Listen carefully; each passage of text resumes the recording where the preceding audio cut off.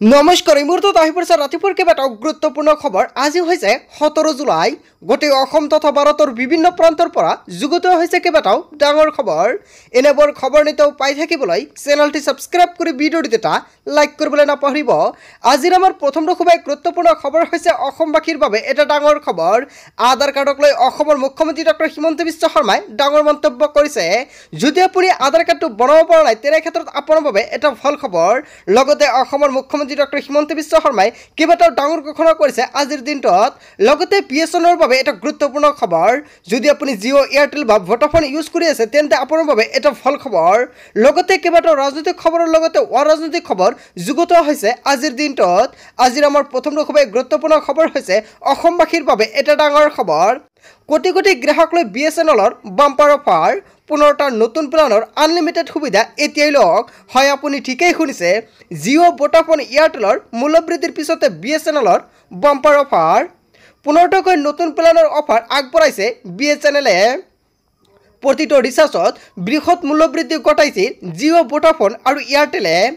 107 টকাৰ প্লেনত 35 দিনলৈ 200 মিনিট ফোন কৰাৰ সুবিধা লাভ কৰিব। 118 টকাৰ ৰিচাৰ্জত আনলিমিটেড ভইচ কলৰ সৈতে 10 GB ডাটাৰ সুবিধা লাভ কৰিব পাৰিব আপুনি। 153 টকাৰ প্লেনত আনলিমিটেড ভইচ কলৰ সৈতে 26 GB ডাটাৰ সুবিধা লাভ কৰিব বিএছএনএলত। 199 টকাৰ ৰিচাৰ্জত প্ৰতিদিনে 2 GB ডাটাৰ সৈতে 30 দিনৰ ভেলিডিটি লাভ কৰিব।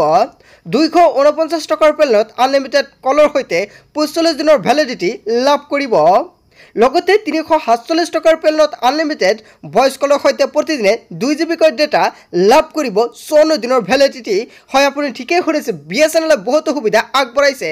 যি সময়ত জিঅ' এয়াৰটেল আৰু ভোডাফোনে মূল্যবৃদ্ধি কৰিছে আৰু সেই সময়ত ডাঙৰ সুযোগ লৈ আহিছে বিএছএনএলে।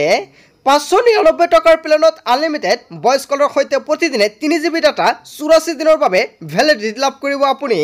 666 টকাৰ প্লেনত আনলিমিটেড ভইচ কলৰ সৈতে প্ৰতিদিনে 2 GB ডাটা 105 দিনৰ ভেলিডিটি লাভ কৰিব। 699 টকাৰ প্লেনত আনলিমিটেড ভইচ কলৰ সৈতে 130 দিনৰ ভেলিডিটি লাভ কৰিব। 997 প্লেনৰ সৈতে আনলিমিটেড ভইচ কলৰ লগতে প্ৰতিদিন 2 GB ডাটা সহ 160 দিনৰ ভেলিডিটি লাভ কৰিব। 1499 টকাৰ প্লেনত আছে বাম্পাৰ অফাৰ। আনলিমিটেড ভইচ কলৰ সৈতে আছে 24 GB ডাটা আৰু 336 দিনৰ ভেলিডিটি। 1999 টকাৰ প্লেনত আছে আনলিমিটেড ভইচ কলৰ সৈতে 600 GB ডাটা লগতে 365 দিনৰ ভেলিডিটি। জিঅ' ভোডাফোন এয়াৰটেলৰ মূল্যবৃদ্ধিৰ পিছতে এতিয়া লাখ লাখ গ্ৰাহকে নিজৰ মোবাইল নম্বৰলৈ পৰ্ট কৰিছে বিএছএনএললৈ। আপুনি কৰিছেনে বিএছএনএললৈ পৰ্ট? যদি কৰিছে নিশ্চয় কমেণ্ট কৰি জনাব। লগতে আপোনাৰ অঞ্চলত বিএছএনএল টাৱাৰটো পায় নে নাই? যদি নেটৱৰ্ক নাপায় নিশ্চয় কমেণ্ট কৰি জনাব।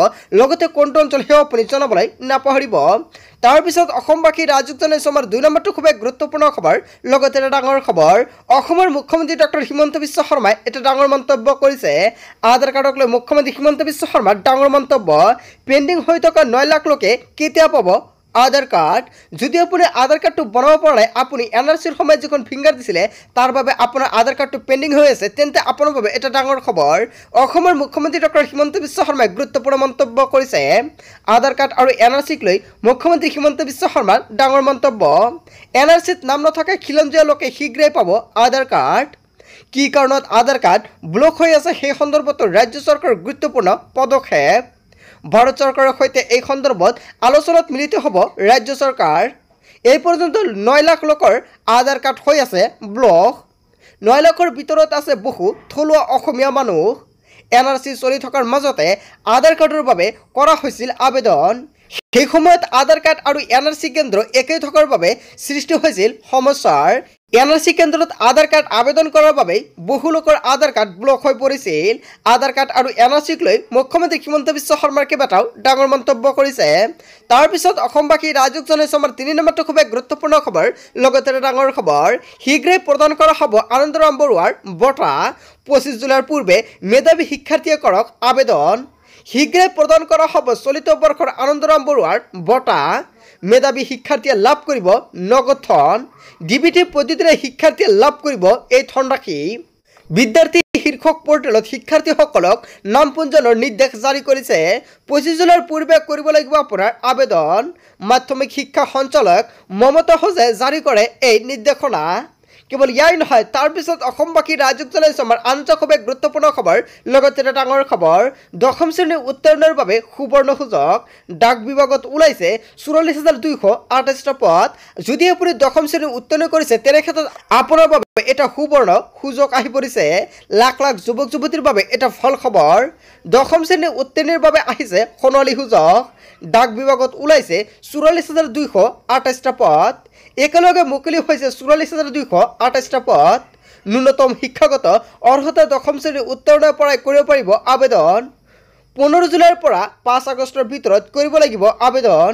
অনলাইনযোগে এই চাকৰিৰ বাবে কৰিব লাগিব আবেদন। গ্ৰামীণ ডাক সেৱাৰ পদৰ বাবে ওলাইছে এই চাকৰি। 10ম শ্ৰেণীত 50% নম্বৰ লৈ উত্তীৰ্ণ হ'ব লাগিব পৰীক্ষাৰ্থীয়ে। হয়, আপুনি ঠিকেই শুনিছে, প্ৰাৰ্থীসকলৰ বাবে এটা গুৰুত্বপূৰ্ণ নিয়ম বান্ধি দিছে। আবেদন দাখিলৰ অন্তিম তাৰিখ হৈছে 5 আগষ্ট। যিকোনো স্বীকৃতিপ্ৰাপ্ত বিদ্যালয়ৰ পৰা 10ম শ্ৰেণী উত্তীৰ্ণ হ'ব লাগিব আবেদনকাৰীয়ে। প্ৰাৰ্থীৰ ন্যূনতম বয়স 18ৰ পৰা 40 বছৰৰ ভিতৰত হ'ব লাগিব।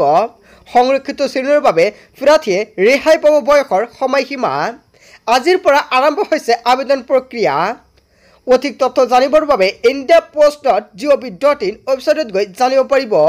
হয়, আপুনি ঠিকেই শুনিছে, এতিয়া আপুনি indiapost.gov.in গৈ সম্পূৰ্ণকৈ জানিব পাৰিব সবিশেষ তথ্যৰ বাবে। তাৰপিছত অসমবাসী ৰাইজক জনাইছো আমাৰ 6 নম্বৰটো খুবেই গুৰুত্বপূৰ্ণ খবৰ। লগতে এটা ডাঙৰ খবৰ, সুলভ মূল্যৰ দোকানীৰ বাবে এটা ভাল খবৰ। আন্দোলনৰ মাজতে সুলভ মূল্যৰ দোকানীৰ বাবে এটা ভাল খবৰ মুকলি আহিছে। সুলভ মূল্যৰ দোকানীৰ বাবে মুকলি হৈছে 2,72,14 টকা। কেন্দ্ৰীয় চৰকাৰে মুকলি কৰিলে এই পুঁজি ৰাখি। পৰিবহণৰ ব্যয়ৰ নামত 91.63 কোটি টকা মুকলি কৰিলে। দীৰ্ঘদিনীয়া প্ৰতিবাদৰ অন্তত চৰকাৰৰ ডাঙৰ পদক্ষেপ। কমিছনে ধন লাভ নকৰাত সাব্যস্ত কৰিছিল প্ৰতিবাদ আৰু কমিছনৰ বাবদ পাবলগীয়া টকা মুকলি কৰিলে চৰকাৰে। নিৰ্বাচনী আচৰণ বিধিৰ বাবে মুকলি কৰিব পৰা নাছিলে টকা। সুলভ মূল্যৰ দোকানীৰ আন্দোলন পৰিহাৰৰ আহ্বান মন্ত্ৰী ৰঞ্জিত কুমাৰ দাসৰ। আন্দোলনৰ মাজতে সুলভ মূল্যৰ দোকানীৰ বাবে আহি গ'ল এটা ভাল খবৰ। হয় বন্ধু বান্ধৱীসকল, এটা ডাঙৰ খবৰ, এটা গুৰুত্বপূৰ্ণ খবৰ মুকলি আহিছে।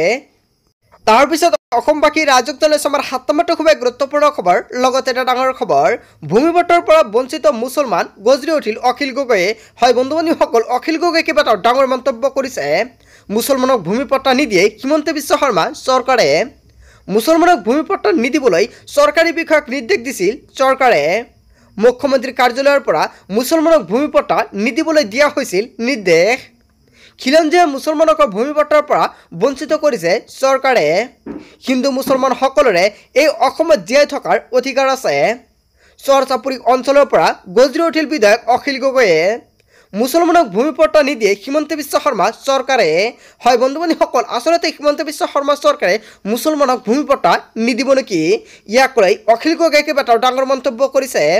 বন্ধু বান্ধৱীসকল, গোটেই অসম তথা ভাৰতৰ বিভিন্ন প্ৰান্তৰ পৰা যুগুত হৈছে কেইবাটাও ডাঙৰ খবৰ। এনেবোৰ খবৰ নিতৌ পাই থাকিবলৈ চেনেলটি ছাবস্ক্ৰাইব কৰি ভিডিঅ'টো এটা লাইক কৰিবলৈ নাপাহৰিব। চ' থেংক ইউ ফৰ ৱাচিং ফুল ভিডিঅ'।